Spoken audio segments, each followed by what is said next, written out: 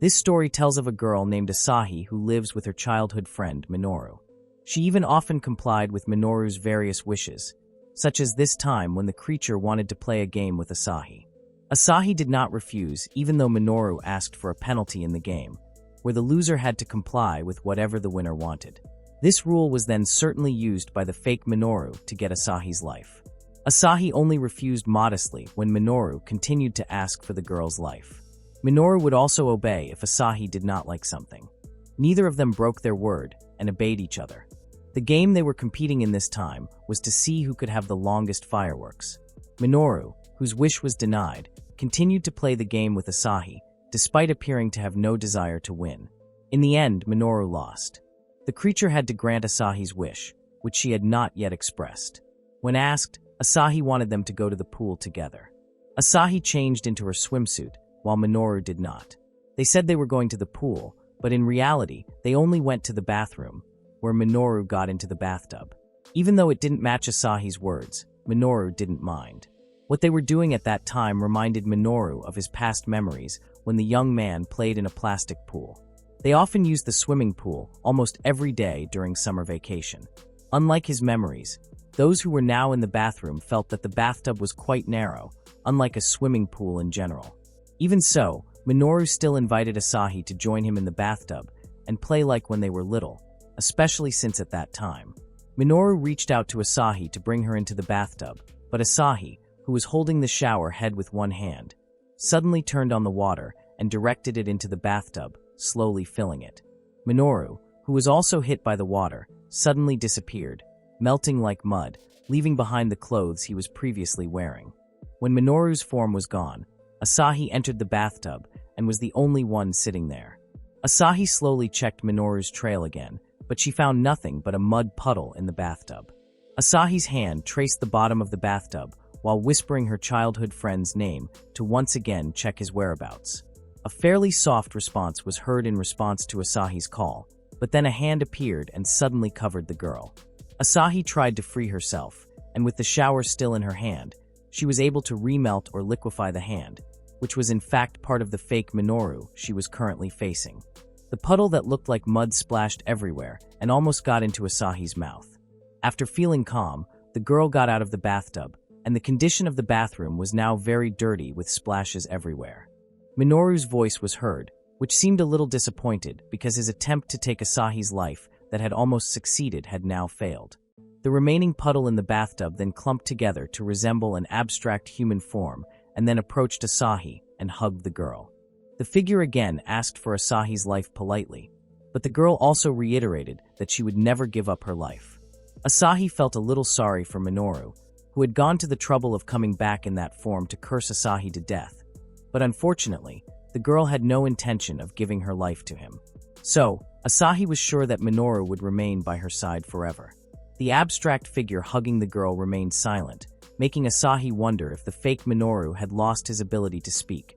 But after being asked about it, the creature replied that it was impossible for him to lose his ability to speak. The creature then returned to its previous form of Minoru, seemingly delighted with its cheerful, laughing expression.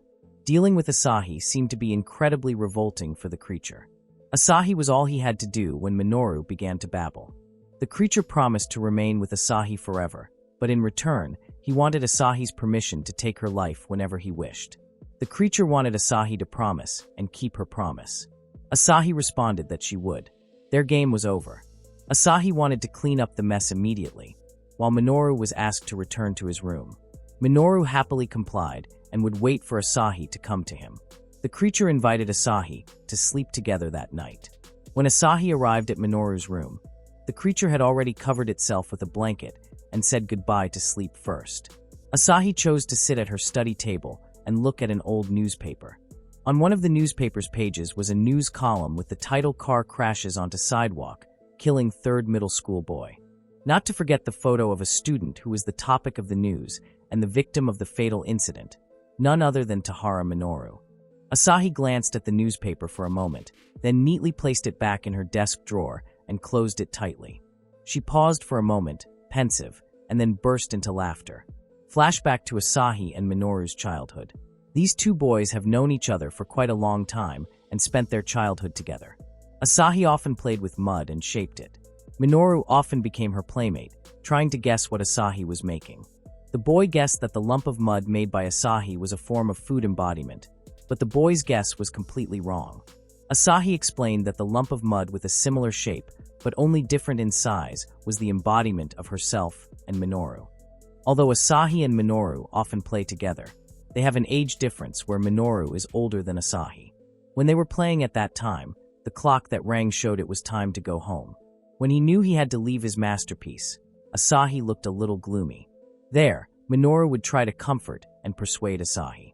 Asahi would obey and blush with embarrassment at Minoru's sweet treatment. Then another boy came to call Minoru and Asahi. The boy informed him that their parents had served curry. The boy immediately took Asahi's hand to go with him while shouting at Minoru, calling him Big Bro, to hurry up. Minoru smiled and asked his brother to be careful. He watched as his brother led Asahi away, but then accidentally stepped on the mud lump that represented Asahi, crushing it. Now only 2 mud lumps remained, representing Minoru and his brother. Back to when Asahi was an adult. That afternoon, Asahi had just arrived home and was greeted by Minoru from behind the door. Asahi displayed a blank expression, as it seemed Minoru had disobeyed her request to remain in his room. There was no guarantee that it would be Asahi. It would be dire if it weren't Asahi who came home but her father. Minoru smiled strangely. He was just worried about Asahi. If Asahi suddenly vanished while she was away and out of his sight, the creature's wait would be in vain. Asahi defended herself, saying she wouldn't disappear just because she went to the convenience store. However, Minoru was no less argumentative. Asahi could have vanished just because she was hit by a car. They all knew that humans were very fragile entities. Minoru wanted to know what Asahi had bought at the convenience store. Asahi then took out the product she had bought from the convenience store, ice cream. Seeing the ice cream made Minoru remember his past memories. Since childhood, Asahi loved ice cream. Back then, she could never finish a pack of ice cream, so Minoru would give her the rest and eat it. Because of that, Asahi would often get mad because she wanted a smaller one. Minoru tried to devour the ice cream he was holding.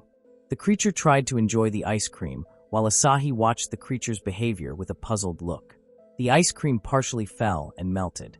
Minoru was confused because he couldn't enjoy the ice cream. He didn't know how to eat it. The creature apologized to Asahi for accidentally spilling the ice cream on the floor. Asahi, who was beside Minoru, then put one of her hands into the creature's mouth. Asahi explained to Minoru that the creature had to use its tongue to enjoy the ice cream. Minoru had to carry it to the back.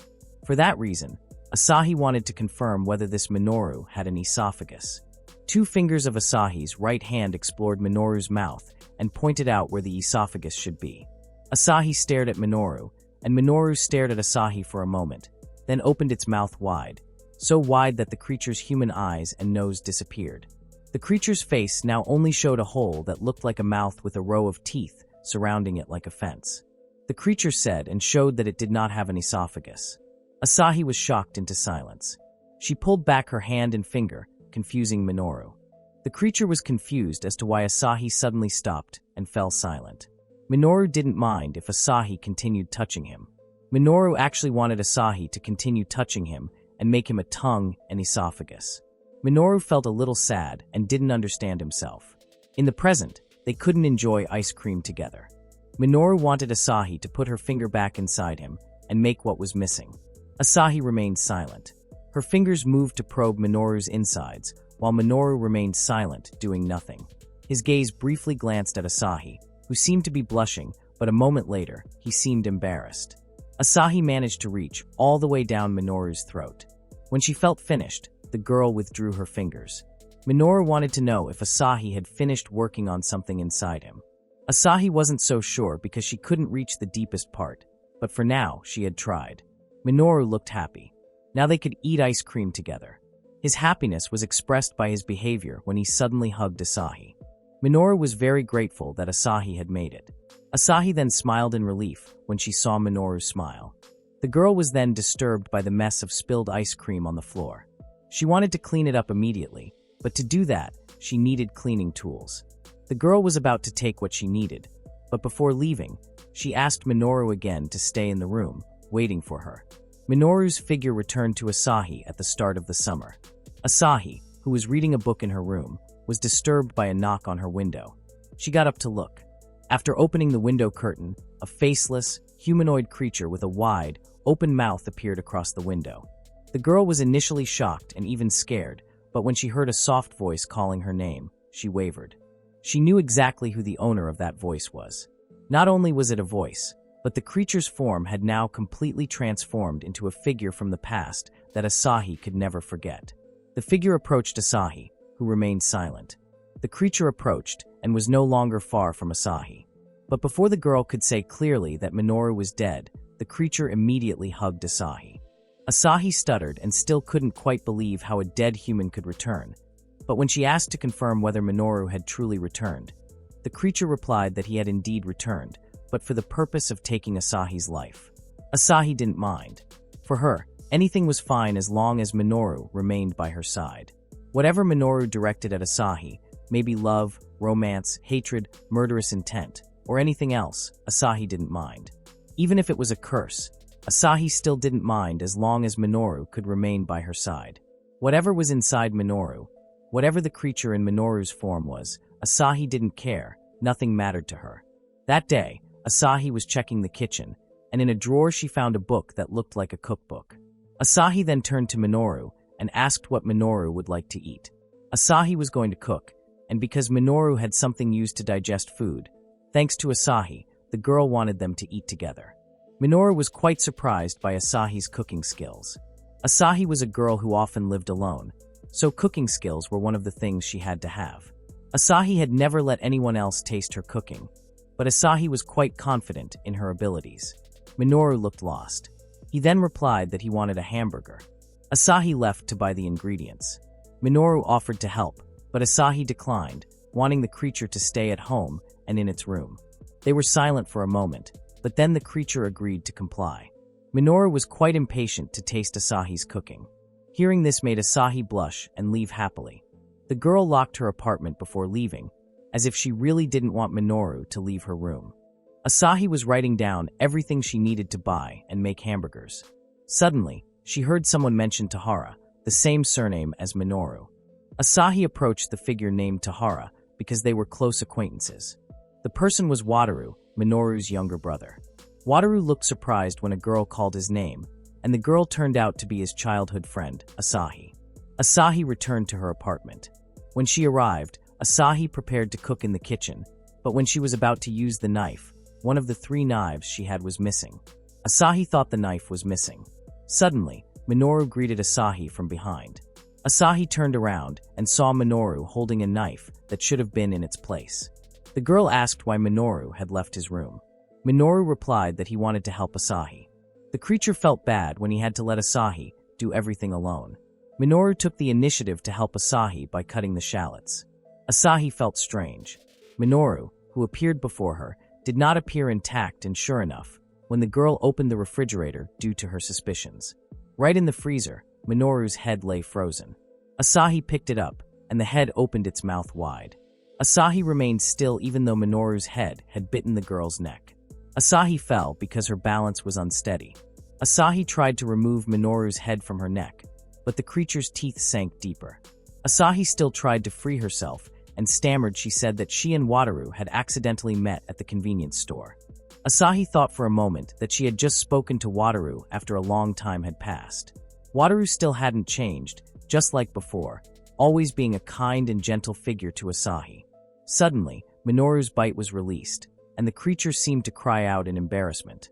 Silence fell while Asahi tried to calm herself from the terrible situation she had just experienced. Suddenly, Minoru seemed excited to talk about Wataru. Wataru, in Minoru's eyes, was an extraordinary human being, able to befriend anyone very well. That made Wataru able to get into trouble at any time.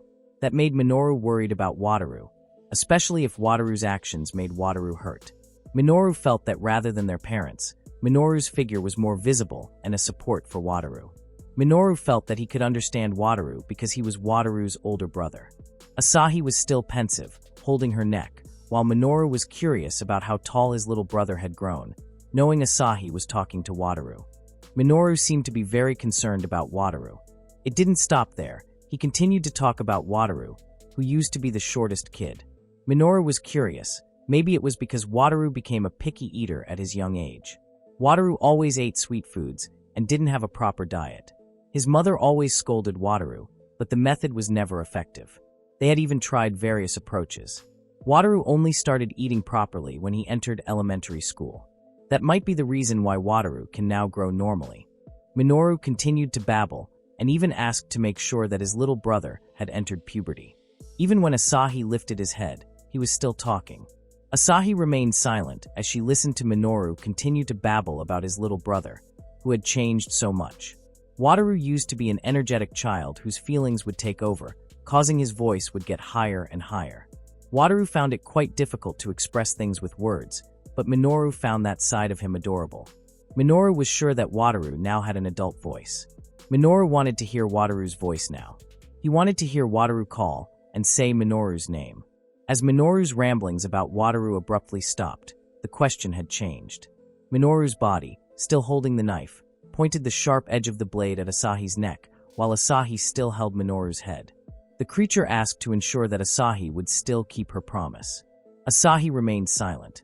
There was no answer, and silence returned. Minoru called Asahi's name once more to get the answer he wanted. After adjusting her expression, Asahi smiled and replied that she would keep it. The girl tried to assure Minoru that there was no way she would break such an important promise. Asahi immediately changed the topic to the discussion of them preparing to make hamburgers. She remembered that Minoru had offered to help. Asahi gladly accepted the help Minoru offered her. Asahi rose from her seat, carrying Minoru's head. She also removed the sharp knife aimed at her and told him that Minoru, like her, shouldn't break his promise not to leave her room. Minoru smiled. He agreed, but preferred to apologize. Elsewhere, Wataru, who had just finished his part-time job, grabbed his phone and intended to send Asahi a message. He typed that Wataru intended to visit Minoru's grave this year. There were various things he wanted to talk about and discuss with Asahi. Therefore, Wataru intended to come to see Asahi. Wataru asked Asahi's permission first for this. Asahi cooks hamburgers as promised to Minoru, who is beside her to help. Suddenly, a notification appears on her phone from a message from Wataru. It seems their chance meeting at the convenience store was more than just a greeting. Asahi is the first to greet Wataru. The young man looks awkward because he hasn't spoken to Asahi for a long time, starting from their graduation. Wataru says that he plans to visit Minoru's grave during Obon. He even takes the initiative to invite Asahi, but the girl refuses. Asahi even says that she might never visit Minoru's grave again. Wataru is shocked to hear this and tries to get an explanation, but Asahi ends their conversation. Before Asahi actually left, a worried Wataru held her hand while asking if something had happened to Asahi. Asahi was silent. Wataru's expression now looked so worried in his eyes, but all that crossed Asahi's mind was Minoru. Wataru immediately let go of her hand. He moved impulsively and reflexively purely out of worry. The young man apologized to the girl because he never meant to surprise Asahi. He was just surprised by Asahi's change of attitude, because they had a habit of going together during Obon. Wataru felt strange about Asahi's sudden change of heart. He wanted, if something really happened, Asahi could easily consult with Wataru because of their close relationship as childhood friends. Wataru had said it spontaneously, but after realizing it, he also felt presumptuous. Wataru began to think that maybe Asahi just didn't want to visit Minoru's grave with him. They were silent. Neither of them answered or spoke until another worker asked Wataru to help and continue his work. When Wataru turned around, Asahi answered hesitantly. The reason the girl didn't want to go to Minoru's grave wasn't because Wataru invited them to go with him. There was another reason behind her refusal. After a moment of silence, thinking about the many possibilities, Asahi reluctantly decided to agree to Wataru's invitation to visit Minoru's grave together. The promised day arrived. Asahi got ready, and Minoru saw her getting ready to go somewhere. The creature asked where Asahi was going. Minoru thought Asahi might be going shopping again, so he was quite enthusiastic about what she would make. Minoru even offered to help again, but the answer he received was not what he expected. Asahi responded that where she was going that day was none of his business. It had nothing to do with him. Minoru's expression was confused, and he remained silent. Asahi excused herself and said that she would be back soon. Minoru should wait for Asahi's return, and they would have dinner together later. Minoru simply complied. He said he would wait for Asahi to return. He also told her to return safely, as he would be waiting. Asahi left, and Minoru watched her leave through the window. Asahi clearly encountered a young man who also looked familiar. On the way to the grave, Wataru tried to build a conversation with Asahi. He wanted to know if Asahi's father was doing well. Asahi, who received the question, was quite surprised when Wataru suddenly asked about her father. Wataru only guessed because when they met before, Asahi bought quite a lot of groceries. From there, Wataru guessed that Asahi would make food for 2 people, and that person was Asahi's father. Hearing this, Asahi had found a reason. However, in confirming Wataru's words, the girl could not answer while staring at Wataru. Wataru did not really pay attention to Asahi's gestures. The young man was only happy to hear that Asahi lived in harmony with her father. Wataru seems like a talkative person. He expresses his mother's worry to Asahi because she never sees Asahi except when they go on a pilgrimage during Obon to Minoru's grave. That day, Wataru's mother couldn't come because of work. Wataru didn't forget to invite Asahi to have dinner with him and his mother, just like they used to. Wataru also invited Asahi's father through the girl. He felt that perhaps his mother would be relieved to see him again after so long. Asahi answered him simply. They arrived at the grave. In front of Minoru's grave, Wataru brought out a snack that surprised Asahi. Wataru explained that what he brought was Minoru's favorite food. For Wataru, Minoru was like an older brother who loved sweet foods. But when Wataru didn't like something like bell peppers, Minoru would secretly eat Wataru's portion. That kind of thing was a little secret between Wataru and Minoru. Even though they were only 2 years apart, Wataru respected Minoru very much as his older brother. His words unconsciously reminded Wataru that it had been 4 years since the incident that took Minoru's life. It had been 4 years since they were separated, and it had been 4 years since Wataru had been living no longer as a human, only as a memory. It hasn't sunk in at all. When people say you'll go home like nothing ever happened, they weren't wrong. Wataru still couldn't get used to his brother's departure forever. Wataru still thought his brother had just gone somewhere and hadn't returned, even though he honestly knew that his thoughts were just lies. Asahi remained silent, but her feelings were clearly filled with envy. The girl was envious of Wataru, who knew many sides of Minoru that Asahi didn't. The girl carried a kitchen knife in her bag and took it out to stab Wataru. She envied something Wataru had but could never have, things like memories and even family blood. Asahi was extremely jealous. However, her cruel behavior only existed in her mind. Even though she carried a real kitchen knife, the girl didn't actually stab Wataru. Wataru was still telling his story in front of Minoru's grave. He felt guilty. Wataru blamed himself for his older brother's death. The day of the bloody incident, if only Wataru hadn't lost his balance, Minoru wouldn't have needed to protect him. Minoru wouldn't have needed to take his place and be hit by a passing truck. If only Wataru had paid attention to his surroundings, he would have noticed the oncoming car right away. With blank eyes and a bitter smile, Wataru turned and told Asahi that he had killed Minoru, his own brother. Asahi was silent for a moment, but then the girl said that what Wataru said was not true. Wataru was worried about Asahi. He again told the girl that if something happened and Asahi needed help, then Wataru would be happy to help. There was a special feeling that Wataru had for Asahi. But before the young man could finish his sentence, something fell on Wataru's cheek. It was familiar to Asahi. The girl widened her eyes in surprise when she saw the object on Wataru's face, while Wataru was confused by what fell on his face. The liquid not only fell on Wataru's face, but had already spread around the grave without them realizing. Wataru tried to see what the liquid was, and when he thought it was mud, a pair of arms came down to hold Wataru. The mud was murmuring. It looked so terrifying. Its shape began to appear clearly like a melted wax statue.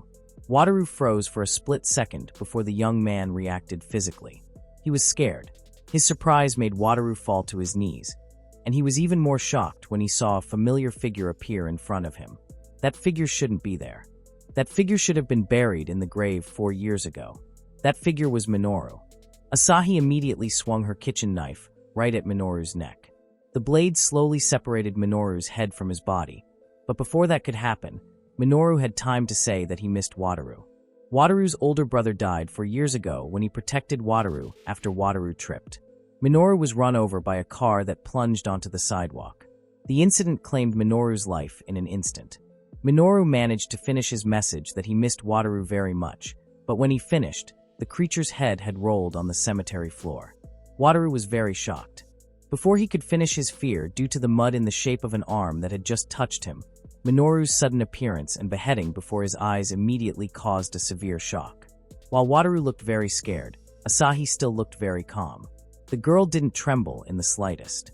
She approached Minoru's body and asked why the creature didn't keep its promise. Asahi began to cut the creature into pieces one by one. She also reminded Minoru that if Minoru broke their promise, so could Asahi break hers. Minoru was still able to speak. He asked if Asahi could really do it. Both of them looked normal, except for Wataru, who was still trembling. Wataru was afraid, but also curious. What exactly was the creature in front of him? Something terrifying, able to move and even speak like a normal human. Asahi hugged Minoru's body, which could no longer stand. With a happy expression on her face, Asahi cheerfully said that Minoru had returned and that creature was proof. He was Minoru, who had died 4 years ago, now back with Asahi. Wataru, who was quite sane, naturally denied it and couldn't believe it. How could a figure who had died several years ago now return? It didn't make sense. There was no way that creature was Minoru, Wataru's older brother. Wataru remembered clearly and reiterated with fear that Minoru, his older brother, had died the day of the accident. However, Wataru's belief wavered, especially when he saw Asahi's expression at his statement. The girl looked sour, disagreeing with Wataru's words. Wataru tries to force Asahi's logic and convince the girl that his memory is not wrong. It is still clearly recorded in his memory, not just Wataru and Asahi. Wataru's mother and Asahi's father were also at Minoru's funeral. They also witnessed how Minoru was cremated. His memory could not be wrong, and his beliefs could not be wrong, but all of that seemed to be forced to be wrong by the existence of Minoru, who appeared before him. Minoru's head was still talking, praising Wataru's development as he became a mature young man. The head approached Wataru cheerfully, while Wataru was silent in horror. Minoru was happy to see that Wataru seemed to be no longer a picky eater and only liked to eat sweets. Minoru was relieved that Wataru had gone through puberty well and was now a proper adult man soon. Minoru approached, closer and closer until now the head was right on Wataru's shoulder. Minoru was very happy. He said right into Wataru's ear that the young man would always be his Wataru after all. Without warning, Wataru ran out of the cemetery. The young man, still terrified, returned to his house. His breath hitched, his heart pounding. He nearly lost consciousness from everything that had just happened. After he calmed down a bit, Wataru hurried to the family altar to confirm his belief. A photo of Minoru was displayed there, indicating that the owner of the photo had truly reached the afterlife. Wataru looked at the photos of himself and Minoru. He wondered what kind of attitude he should display. If a deceased family member came back to life, would they often rejoice in each other again and find the words they managed to say? Embrace them and never let them go again. Love them as they did when they were still alive. His mind was filled with many thoughts of what he should do, but he also doubted whether, when a loved one returned from the dead, they could still love him again. It seemed impossible. Wataru was still confused, but he was again shocked by something along his arm. The young man began to panic about what had happened to him. Was what was on his arm caused by Minoru's head that had crawled and stuck to Wataru's arm? Wataru was afraid again. His fear made his hands tremble, and he dropped a photo frame containing a photo of Minoru. The photo shattered. Minoru was filled with confusion. He still wanted to believe, but what he wanted to believe was impossible to be a reasonable reality. Wataru didn't want to believe something like that, especially if it involved his brother. Wataru had witnessed the end of Minoru's life with his own eyes when Minoru replaced him after being hit by a passing truck, but still managed to give Wataru his last smile. Wataru began to wonder what the creature that appeared at the cemetery was. Asahi called the creature Minoru, the real Minoru, Wataru's older brother. Wataru should have been alone at home, but the sound of movement made him wake up, thinking his mother had come home. Wataru went to the front door to check, but was shocked when Asahi appeared before him instead of his mother. Wataru is still very shocked when Asahi believes the creature that appeared at the cemetery earlier was the embodiment of Minoru, who returned from the afterlife. Asahi, who is at Wataru's apartment, comes with a kitchen knife, still holding while asking if the young man had time to tell anyone what just happened at the cemetery. Wataru still can't understand Asahi because, seen from any side, the creature that appeared at the cemetery was not Minoru. What happened at the cemetery was very unreasonable and also crazy. Wataru urges Asahi not to get involved any further because Minoru's death 4 years ago is a real fact. Unlike Wataru, Asahi was still convinced of what she was thinking. She even asked to confirm her thoughts that Wataru himself had just seen Minoru's figure. Asahi was now discussing what was happening at that time about the fact that Minoru appeared among them. For Asahi, Minoru's appearance did not need to be considered common sense because whatever appeared before them now had Minoru's memories and desires. Asahi asked what other evidence Wataru wanted to explain that the creature that appeared at the cemetery was Minoru. Wataru was still in his frightened position, and when he heard the question, his eyes widened in disbelief. He couldn't accept that the creature was his brother because Wataru respected Minoru so much that he was sure that Minoru wasn't a monster like the one he saw at the funeral. Asahi was silent at first, but a few seconds later, the girl pointed a kitchen knife that she had been holding in front of Wataru. For the girl, nothing was more important than the fact that they were now back together with Minoru. Asahi advanced and got closer to the young man, but when the girl was getting closer to injuring Wataru, the house was entered by someone, Wataru's mother, who had just come home from work. The woman was quite surprised by Asahi's presence, who had not come to visit her house for a long time. Wataru's mother apologized first to Asahi for not being able to go with them to Minoru's grave because of her work. The woman then invited Asahi to stay and have dinner with her and Wataru, but Asahi chose to go home with the excuse that she had to clean up. Wataru tried to talk to her mother, but Asahi showed a threatening gesture that only Wataru could see because the girl hid her kitchen knife behind her back so that it would not be seen by her mother. Asahi also emphasized her words that she would come to visit sometime. Asahi returned to her house, and upon arriving at the door, she already suspected that Minoru couldn't move anywhere due to his current condition. Asahi had previously cut the creature into pieces and put them in a trash bag. Asahi asked Minoru if the creature was now very happy because its wish to hear Wataru call him had been granted. Asahi even reiterated that Wataru had called Minoru Bro Minoru. Asahi also said that Wataru had now grown taller than before, even surpassing Asahi's own height. While lifting a trash bag containing Minoru's head, Asahi said that even though what Minoru wanted had happened, Wataru had just called the current Minoru a monster. Asahi also said that what was happening right now was wrong and crazy, but Asahi did not agree with Wataru's words because, according to her, what Asahi was doing right now was just being with the person she liked. One of the trash bags was ripped open from the inside, allowing one of Minoru's arms to come out and stroke Asahi's head.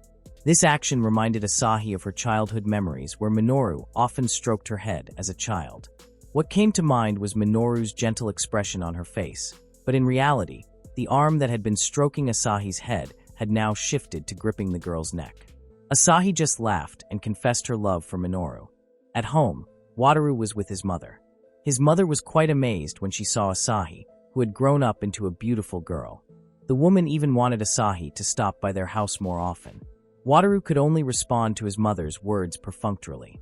His mother then asked about what happened to Wataru's arm. Wataru was shocked. He tried to cover up what happened to him at Minoru's grave by saying that his arm was probably just sore because he tripped. Wataru excused himself to take a shower before going downstairs for dinner.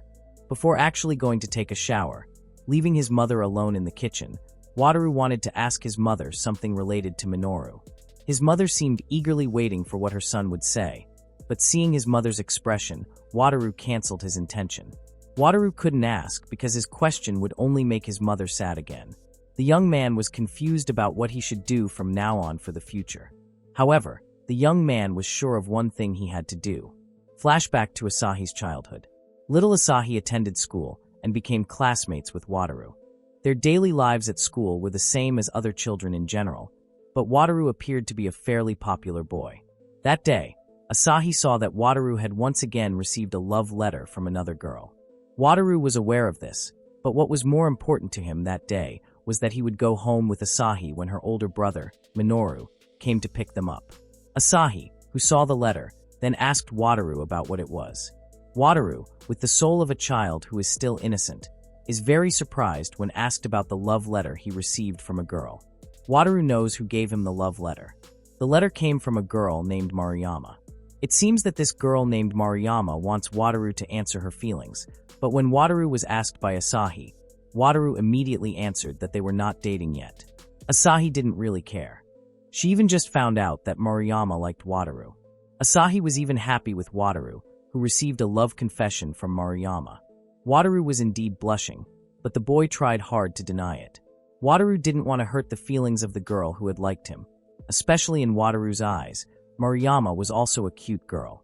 Wataru liked it when someone expressed their feelings for Wataru, so the boy was determined to give Maruyama an answer as soon as possible, but there was one reason that bothered him.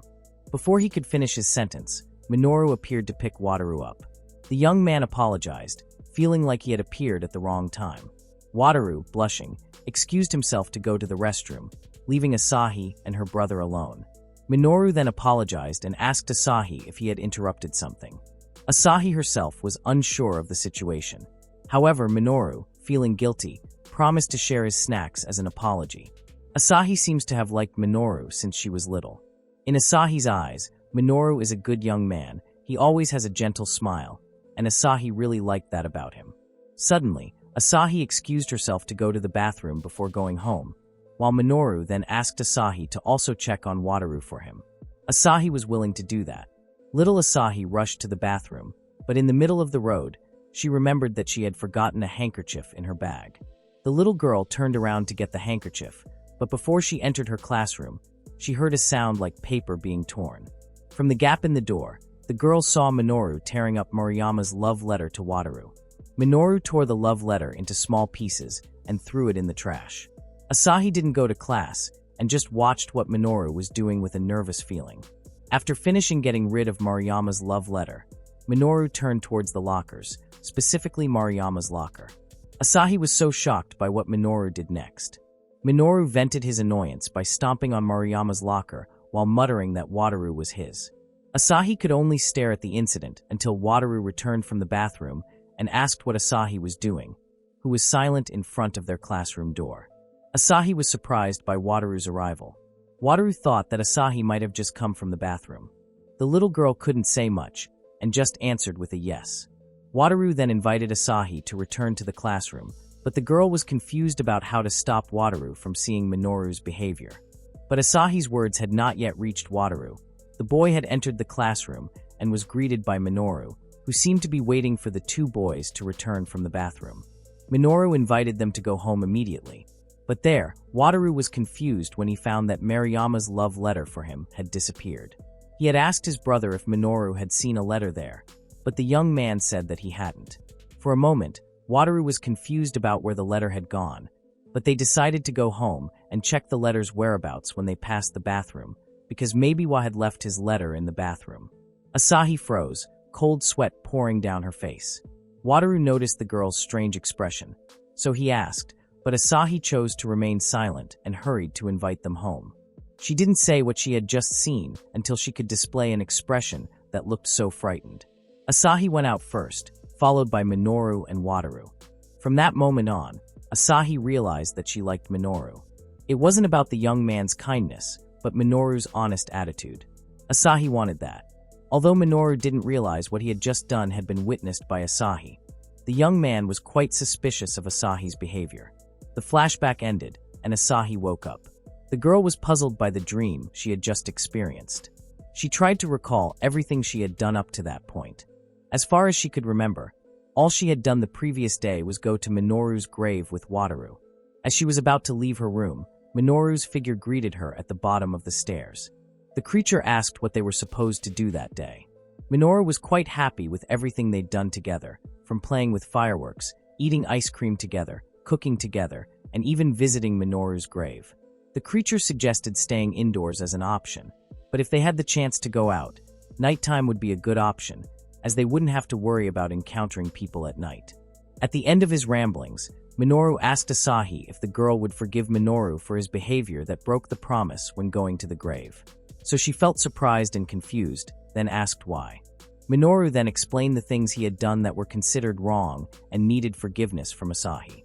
Minoru admitted that he often went out numerous times despite his promise, especially because he thought Asahi might be angry because Minoru met Wataru. Minoru promised that he would behave as he promised in the future and obey whatever Asahi asked. Therefore, the creature wanted Asahi to forgive him. His apology wasn't free, as in exchange for it, Minoru would also forgive Asahi, who had intended to stab Wataru to death. Minoru didn't want Asahi to break her promise. Minoru thought perhaps Asahi was afraid of the sensation of cutting human flesh. While talking about many things, Minoru, at the bottom of the stairs, seemed to slowly split the top of his head. His face was almost completely separated into two, but the creature was still able to speak so fluently. Seeing Minoru's behavior made Asahi laugh, and suspect that the creature was currently angry because the girl spoke with Wataru alone and even visited Minoru's grave together. Asahi herself admitted that she almost broke her promise and asked if Minoru really wanted to eliminate the girl from existence. Without further ado, the creature readily agreed to Asahi's question. Instantly, its form transformed into a terrifying one, spreading throughout the room. Despite its terrifying appearance, Asahi remained calm and spoke steadily to the creature. In fact, Minoru hadn't done anything while Asahi slept. This was one of the few remaining good qualities in Minoru. Asahi praised Minoru for not doing anything to her while she slept, but as soon as those words were spoken, Asahi began to be enveloped by something from the creature. The girl was almost completely wrapped up, but then the sound of footsteps entering the house prevented the event from succeeding. Someone had arrived, and that person was Asahi's father. Asahi's father was surprised to see his daughter home. Asahi's presence wasn't because she was skipping school, but because they were on summer vacation. Not only was her father surprised to see his daughter, but Asahi herself was also surprised to find him home at an unusual hour. In fact, the man had only come home briefly to pick up a few things because he was apparently busy on another business trip. Asahi's father appears to be a busy office worker, and this has been going on for quite some time now, so Asahi has become quite accustomed to living alone. As a parent, he simply advised Asahi not to hesitate to contact him if she needed anything. He also added that he might not be able to check his phone often. Therefore, Asahi's father advised him to just text him instead of calling. The man entered his room, followed by Asahi, who was still following behind her father. The girl was silent as she looked up at the ceiling, where dozens of arms dangled down, and this went unnoticed by her father. Asahi's father focused on the floor, where he found something like a mud patch scattered on the floor of his room. Suddenly, a voice on a phone call came from the man's cell phone. Her father then turned and spoke to Asahi, asking her to help him clean his room of the mud. Asahi remained silent, seeing something that her father did not notice. Behind the man, the mud marks were starting to form Minoru's figure very clearly. Asahi was silent without answering what her father said, so the man felt confused and then turned to check what his daughter was looking at until she was so focused that and didn't hear him. But when she turned around, there was nothing different or a strange situation as witnessed by Asahi. When her father tried to check the room more carefully, Asahi diverted her father's attention to his cell phone, which was still ringing. Her father rushed to answer the phone while Asahi, who was still there, warned Minoru, who was hiding above the door, not to make a mess with Asahi's father. Minoru, stuck to the wall, laughed. The creature said he hadn't done anything and was just teasing. Minoru didn't need Asahi's father at all because the creature only wanted Asahi's life, nothing else. It wouldn't have been worth it if it weren't Asahi. Asahi felt fine with that. Asahi's father had finished answering the phone and returned to his daughter, but only to say goodbye and entrust their house to Asahi. The father looked a little awkward with his daughter and felt that something had happened, but Asahi refused to tell the truth. Her father even apologized for leaving his daughter alone too often, and even began to worry that his actions had made Asahi lonely. Asahi never had a problem with it, and didn't even want her father to worry about her. His teenage daughter said that she was not alone, and she was not lonely either. Although still a little worried, her father still tried to believe Asahi's words. Before actually leaving, the man also sent Asahi his regards for Wataru. Her father has returned, and now Asahi is once again left alone with Minoru. The girl picks up a piece of paper on the porch, a flyer about a fireworks event. Minoru appears behind Asahi, curious about what she found. Asahi then says it's a flyer for the long-running festival held at the park. Hearing the words about the festival makes Minoru once again nostalgic about their past, where Asahi, Wataru, and Minoru always went to festivals together. Minoru wanted to go to the festival, so he asked Asahi to take him along and enjoy it. Since the festival was held at night, he felt it would be safe for them since no one would see them in the darkness. Minoru also said that they would be content with just watching from a distance. Asahi then asked to confirm that it would be just her and Minoru. After being assured that it would be just her and Minoru, Asahi agreed and was quite happy with their plan. Wataru doesn't completely like Minoru. Minoru is an honor student who always has a smile on his face and is always good at handling things. Wataru feels that only his older brother is constantly praised by adults. Unlike Minoru, Wataru is a figure who is always cheerful and full of energy. Since childhood, Wataru has also been very athletic, although his older brother is also fairly athletic. Wataru's legs are faster than Minoru's. Wataru is quite picky about food, even though he has a bigger appetite than Minoru. Wataru is better at video games than Minoru, and he is also the one with the loud and clear voice. I'm having a bit of a hard time with his studies, but he will work on it going forward. Wataru is going to be taller than his older brother soon. The point is, he also has many good qualities within himself. Wataru feels quite satisfied with himself, so when it comes to his older brother, Wataru has many strengths, but he can't turn away from someone who, in fact, can't turn away from one thing. Unfortunately, that isn't Wataru. Asahi, the figure who made Wataru turn away, only focuses on Asahi. After the incident at the grave and at home, Wataru couldn't rest his mind. The young man looked tired and disoriented, even though he was among his friends. His friends thought Wataru might be exhausted.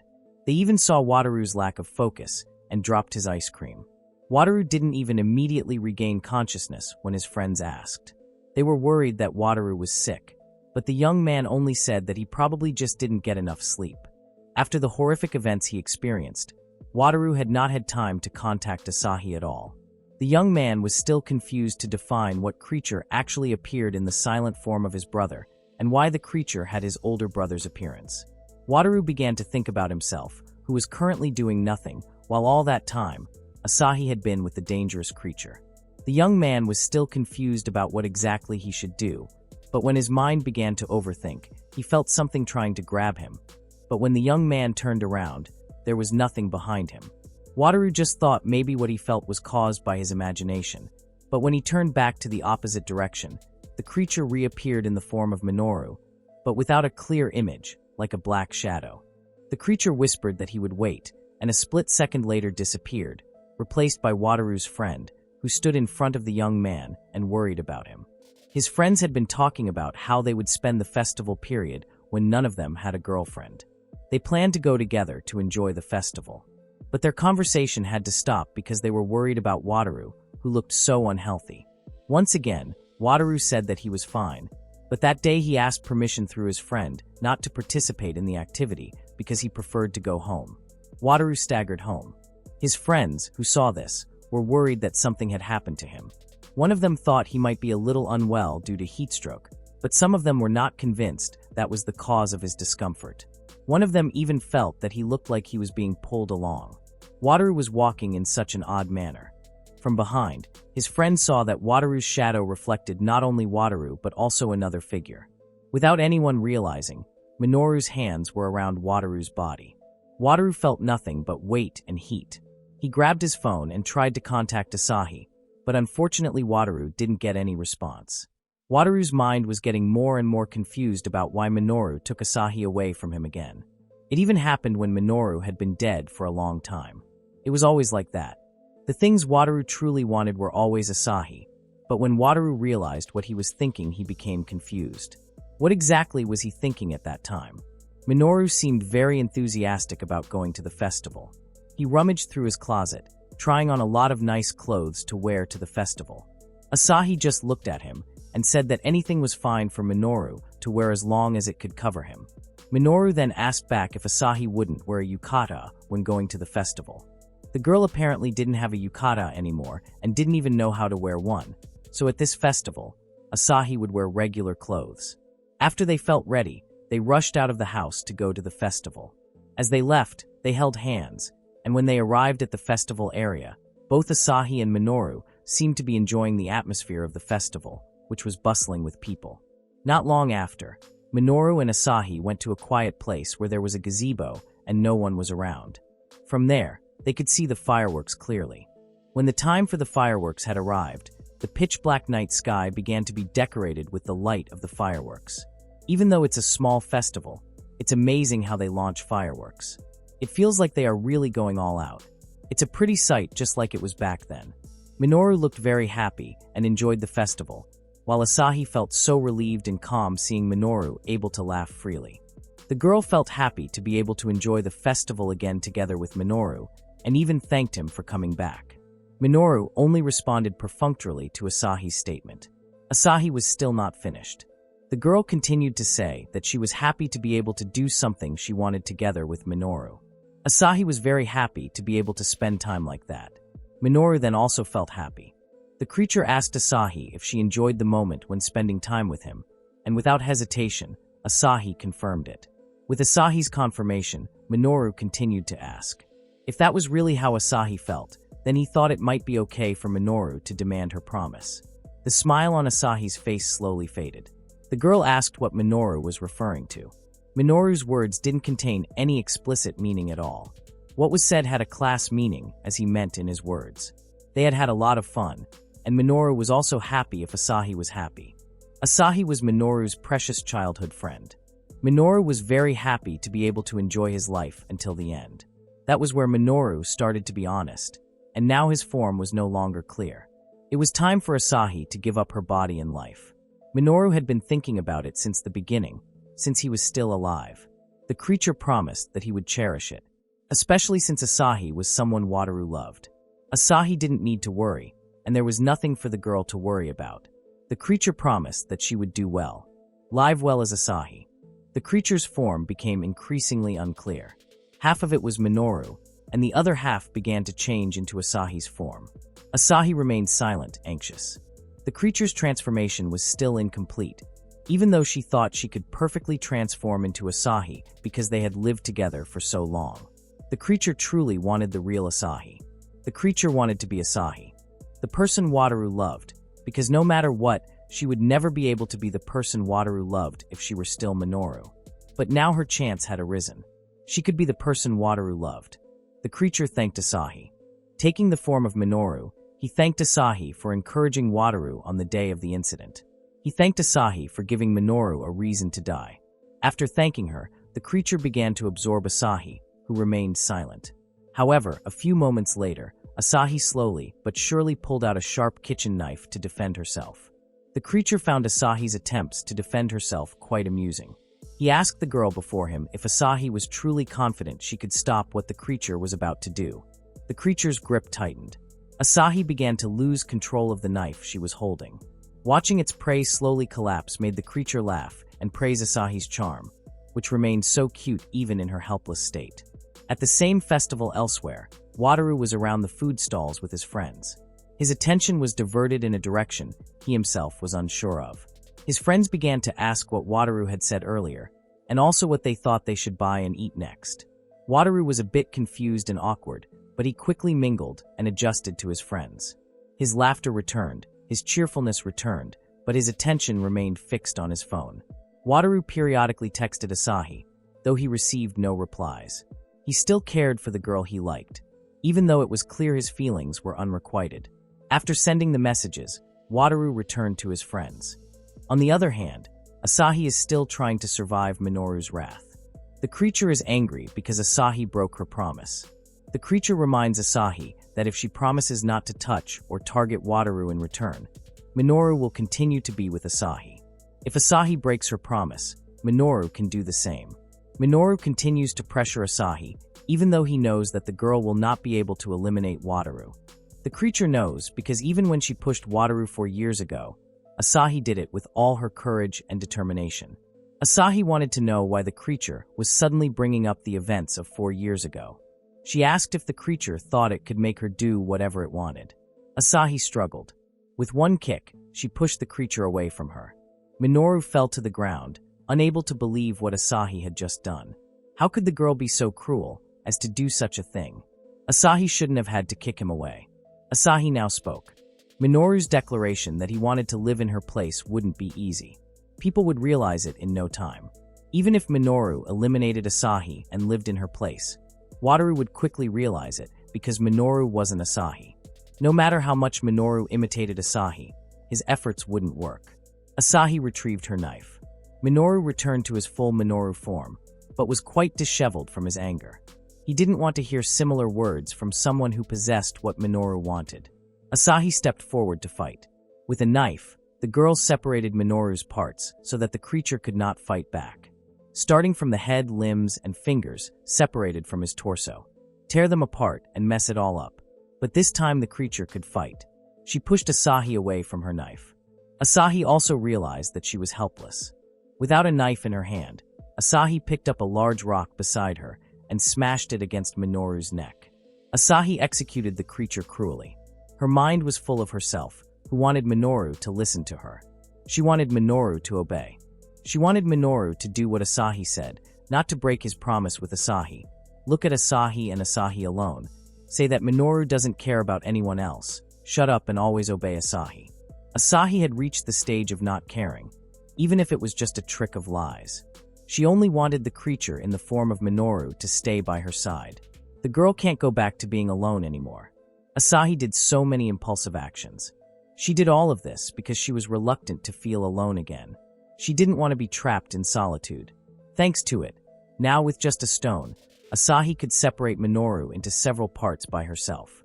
After doing so, Asahi quickly picked up Minoru's parts and put them in a trash bag. The girl hurried away and returned home.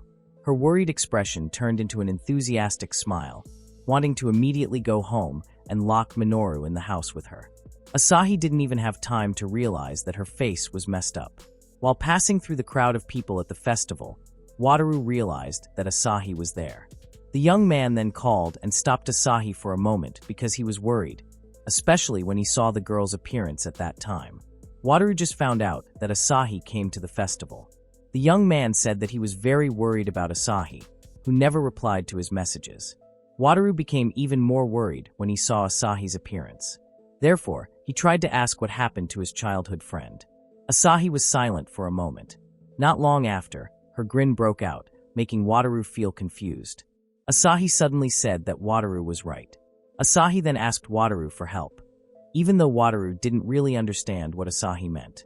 Asahi pretended to be afraid and said that Wataru was right about the creature that appeared in the tomb not being a Minoru, but a monster.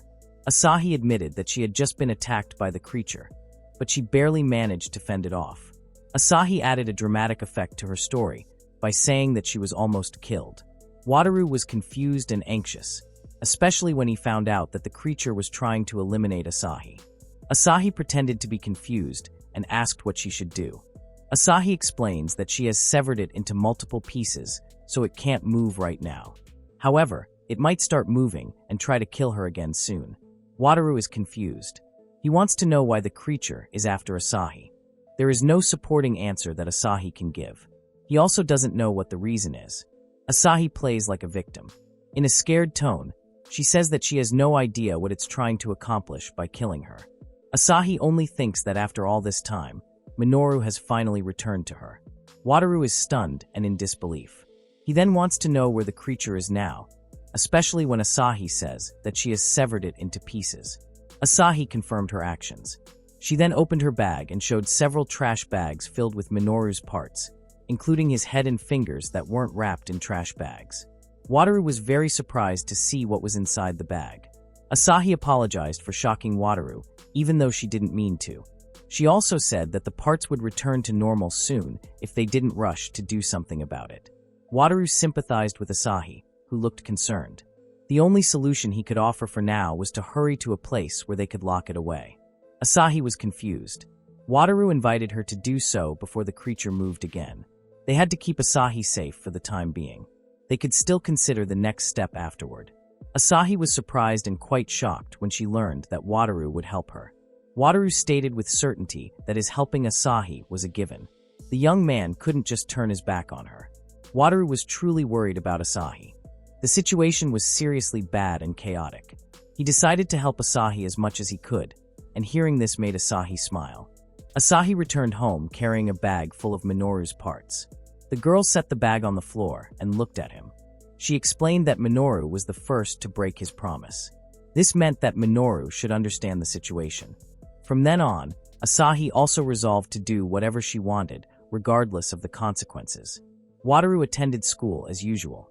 That morning, he was greeted by a friend who was talking about their assignment. At that time, Wataru forgot to do it, but was sure he could solve it during recess. His gaze then diverted because he was more interested in a girl who passed by with her friend. The girl was Asahi. Wataru immediately remembered his and Asahi's words from before about him being determined to help Asahi. Asahi accepted Wataru's offer of help happily, even though the girl had decided that Wataru would help her find a way to eliminate Minoru. Asahi is well aware that they can't just lock the creature in one place forever. They have to find a way to eliminate it, even though currently there is no way that comes to mind. Asahi assumes that maybe if they try to find a way together, then the way will be clear. Asahi doesn't forget to add a persuasive sentence that can influence someone, especially Wataru, namely, if Wataru is with Asahi, then there is nothing for the girl to worry about. With words like that and Wataru's feelings for Asahi, of course, the young man will not be able to refuse Asahi's request. When they were in class and class was about to start, the students were already seated. Wataru felt his phone vibrate with a message notification. When he checked, the message was from Asahi. The girl had told Wataru to come to Asahi's house after school. Wataru felt a little excited, as it had been a long time since he last visited Asahi's house. Wataru agreed to Asahi's request. He didn't forget to ask what had happened since that night. Asahi replied that nothing had happened. She put the Minoru pieces in the freezer, silent and frozen. After that, the two of them spent their time at school with class hours, which finally ended in the afternoon. After closing the class, the students were allowed to go home. Wataru had been invited by his friends to go to karaoke together, but Wataru refused, of course, because he had told Asahi that he would come. Wataru promised his friend that he would come along next time. That day, he couldn't because something came up, and it was important to Wataru. Wataru went to Asahi's house, and when he got there, he immediately went to the refrigerator, trying to open the freezer. Asahi locked it, and the pieces were placed in different places in the freezer. The girl was sure that, at least for a while, the creature wouldn't come back together or escape. Wataru wasn't surprised when he heard that the creature was frozen, but when Asahi showed him a box full of fingers, the young man was certainly very surprised. Asahi cut off the fingers, thinking they might be useful for their research. Asahi took one and asked Wataru to examine it closely. The girl thought about it and guessed that the finger was made of mud. Since it was made of mud, it was natural that it wouldn't bleed when cut. The creature also seemed to melt quickly when dissolved in water. It's easy enough to render it immobile. However, in this case, all methods were only temporary. Asahi wasn't sure if she could keep the creature, frozen and locked forever in the freezer. Wataru also thought so, but what bothered him more was why the creature appeared in Minoru's form. Asahi also didn't know the reason, but the girl suspected it might have something to do with the creature trying to eliminate Asahi. Asahi smiled at Wataru's reaction. She invited Wataru to do their best to eliminate the creature. Asahi also added that Wataru was the only person the girl could rely on. Wataru was quite happy and proud to hear Asahi's praise. The creature looked helpless and couldn't do anything while frozen. It was quite a relief for them, but still Wataru, who was worried, invited Asahi to contact him immediately if something happened. Wataru will see into it on his end too. Wataru became more determined to help Asahi. Asahi's manipulation was successful, and her plan so far was going according to her wishes. The girl then invited Wataru to have dinner with her at her house that day. Wataru was surprised. He hesitated a bit, but Asahi said she didn't want to feel lonely eating alone. She wanted to have dinner with someone. Inevitably, Wataru agreed to stay and have dinner together. A delighted Asahi immediately got ready to make curry. Wataru was also willing to help, but first, he grabbed his phone to inform his mother that he would be home late because he was having dinner with Asahi. Asahi excused herself to the bathroom. There, she took out something she had been wearing around her neck and hidden under her uniform. What she was wearing as a necklace was Minoru's eye, wrapped in clear plastic. She placed it there so he could clearly see what she was trying to do. Asahi asked the eye if Minoru could see it clearly. The girl stroked the object. It didn't matter to her if Minoru couldn't see what had just happened. It wasn't a problem, but Asahi wanted Minoru to see carefully what Asahi was going to do. In the kitchen, Wataru waited for Asahi to return while continuing to stare at the refrigerator.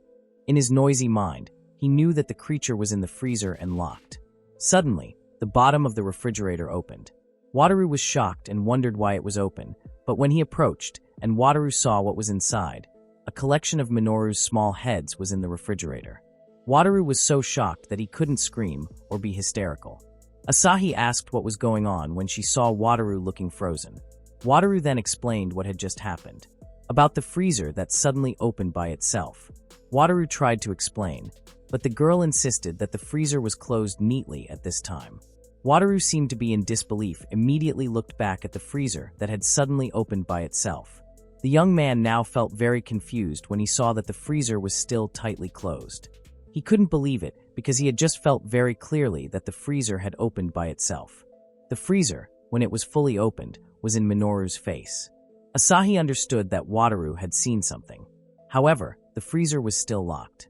The girl opened it to look, even though she knew that if the creature was frozen, it couldn't attack them. When she opened the freezer, it only contained packages. Wataru had nothing to worry about. They then decided to start dinner. While eating together, Wataru's mind was never quiet.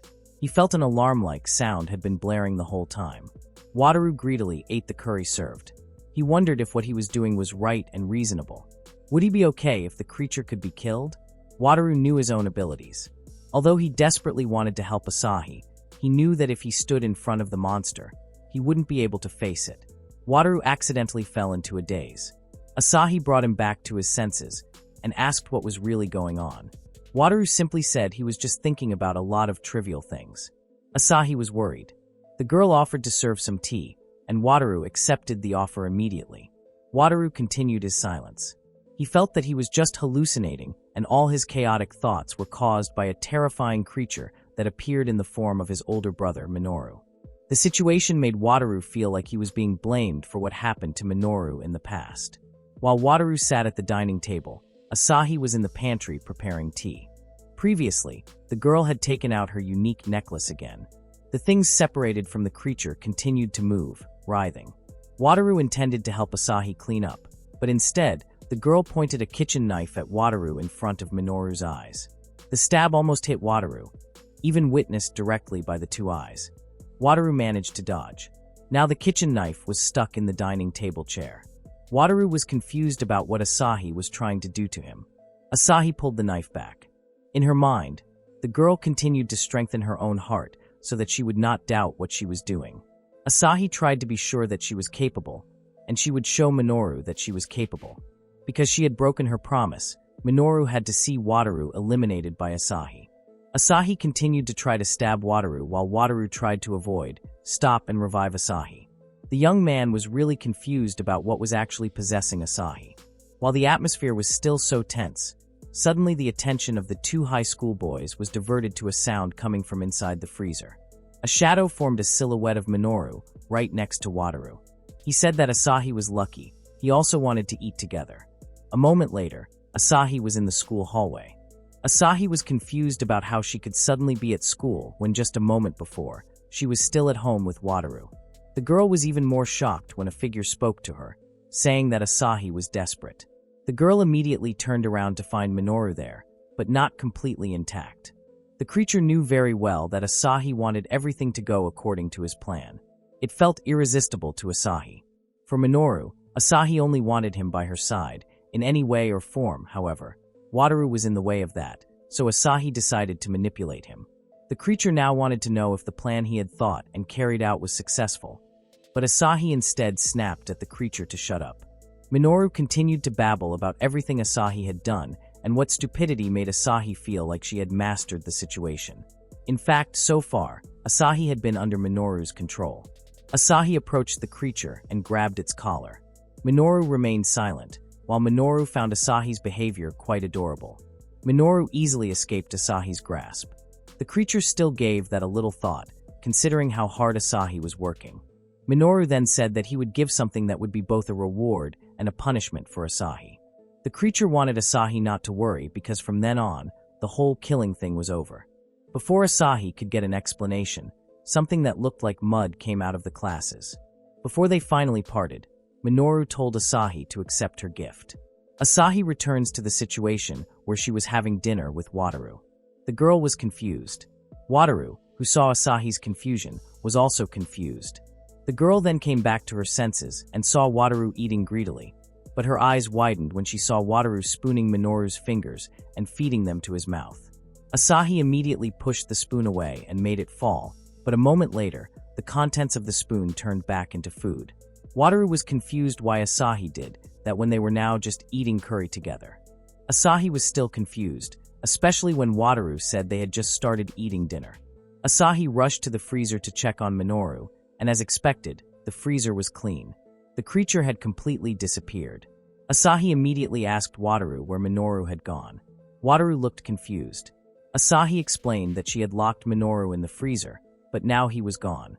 Maybe they had let their guard down, and the creature managed to escape, especially because, based on Asahi's memory, Wataru had said that the freezer had opened by itself.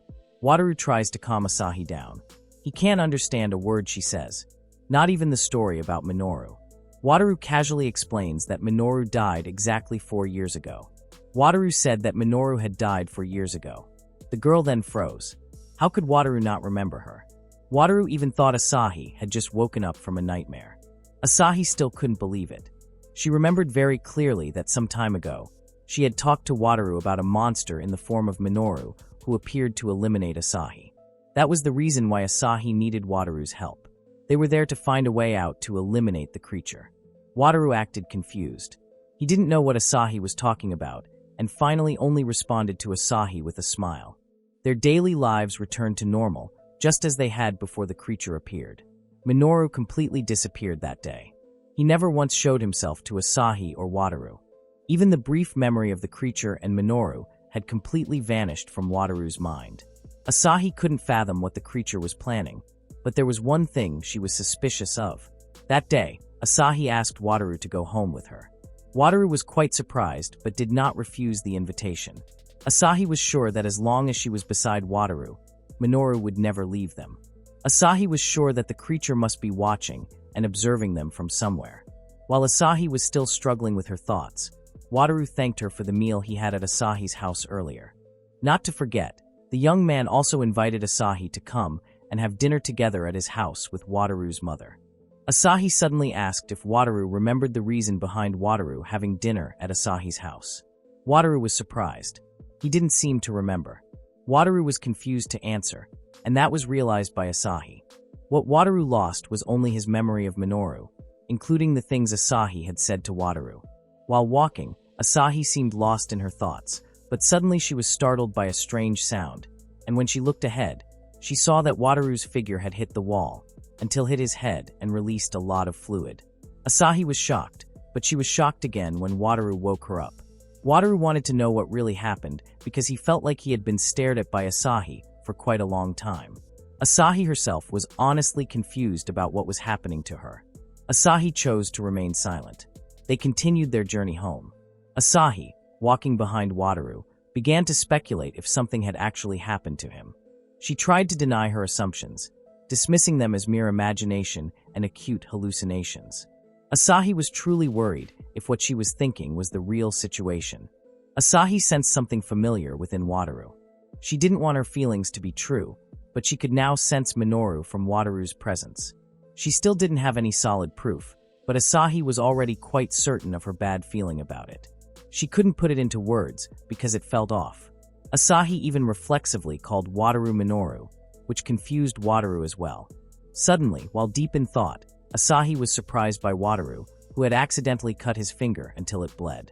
When she saw this, Asahi looked a little relieved because from the small wound that Wataru experienced, what came out of his finger was not mud but blood. If what came out of the wound was not mud, then Asahi could be a little sure that the one with her right now was not Minoru but Wataru. However, the girl still doubted what she had just seen on the wall. Besides Wataru's memory being messed up, Wataru has also forgotten everything that Asahi told him, and it is likely due to Minoru's abilities. Asahi begins to assume that there is a possibility that Minoru is currently hiding in Wataru. The two of them go to the infirmary together to get bandages to treat Wataru's wounds. When it's just the two of them, Asahi immediately asks without further ado whether the figure in front of her is really Wataru. This question certainly makes Wataru feel confused about what is really happening to Asahi. The girl seems to be doing something strange since a few days ago, and is often spacing out again today. For the umpteenth time, Wataru told Asahi that if something happened to the girl, Wataru was willing to listen to her and even help her. Asahi seemed silent, but her face looked so embarrassed. The girl then grabbed Wataru's injured finger and started licking it. Of course, Wa was still very surprised by what Asahi did to her. Wataru had tried to stop Asahi, but the girl persisted in what she wanted to do. Asahi even now started biting Wataru's injured finger. Wataru tried harder to get away from Asahi because what the girl was doing was slowly becoming painful for the young man. When Wataru managed to get away from Asahi, he again asked what Asahi was actually doing. The corner of the girl's lips looked red, while her opponent had a finger whose injury was getting worse. Asahi is still convinced of her suspicion that the one behind Wataru's body is Minoru or not Wataru.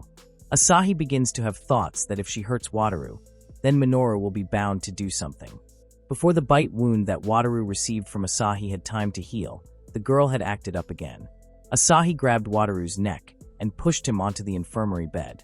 Wataru tried to hold on, and Asahi was still sure that Minoru would appear. If Wataru resists with his full strength, Asahi will be overpowered. It had happened before, that's why this time, Asahi felt very rushed. The sooner Wataru fell, the sooner Minoru would appear to replace him. Asahi's grip on Wataru's neck grew tighter, and the girl became more and more rushed. She was quite panicked, but her efforts could be said to have paid off. Not long after, something warned Asahi to keep her hands away from Wataru. The voice came from Wataru, but the one speaking this time was Minoru. Asahi was initially shocked, but then the girl cracked a smile. Her suspicions were correct. Minoru had fused with Wataru's body. The girl was quite hysterical, filled with emotion, and demanded answers from Minoru about how the creature could enter Wataru's body. Since when and where the creature was there, and what its true purpose was. Minoru just laughed, hearing and seeing Asahi's behavior, which looked very frustrated. Asahi was almost desperate. She asked Minoru if the creature no longer needed her life. Minoru remained silent, giving no answer, even though Asahi had shouted several times, demanding an answer. Ultimately, instead of an answer, the neck Asahi had been pressing with all her might shattered, splattering a liquid mixture of blood and mud. Asahi looked very shocked, especially when she saw the young man in front of her, covered in blood and appearing